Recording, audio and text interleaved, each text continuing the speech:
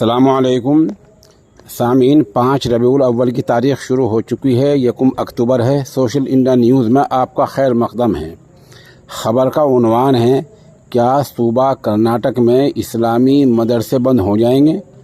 یہ سوال اس لیے پیدا ہوا کہ کچھ دن پہلے بی جے پی اور اس کی حلیف یعنی اس جیسی تنظیموں نے سرکار سے درخواست کی تھی کہ مدرسے میں مشتبہ سرگرمیاں ہو رہی ہیں، ان کا جائزہ لیا جائے، ان کی جانچ کی جائے۔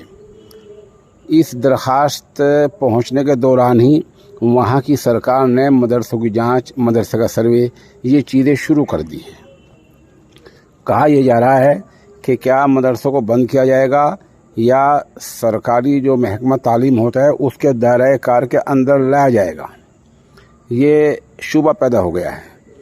اس شبے کو دور کرنے کا آسان اور ایک ہی راستہ ہے، وہ یہ ہے کہ آئین نے، دستور ہند نے دفعہ 30 کے تحت ملک کے تمام طبقات کو، تمام سماجوں کو، تمام برادریوں کو اور سبھی لوگوں کو اپنی مرضی کے ادارے قائم کرنے کی اجازت، چھوٹ اور رعایت دے رکھی ہے۔ کوئی ایسی بات ہوتی ہے جو ملی تنظیمیں ہیں، جمعیت علماء ہند ہیں، کرناٹک میں ملی کونسل بہت متحرک ہے، اور وہاں کی مقامی تنظیمیں ہیں، ان لوگوں کو، ان تنظیموں کے سربراہوں کو بغیر کسی دیری کے، بغیر کسی تاخیر کے وہاں کی انتظامیہ سے اور سرکار سے بات کرنی چاہیے۔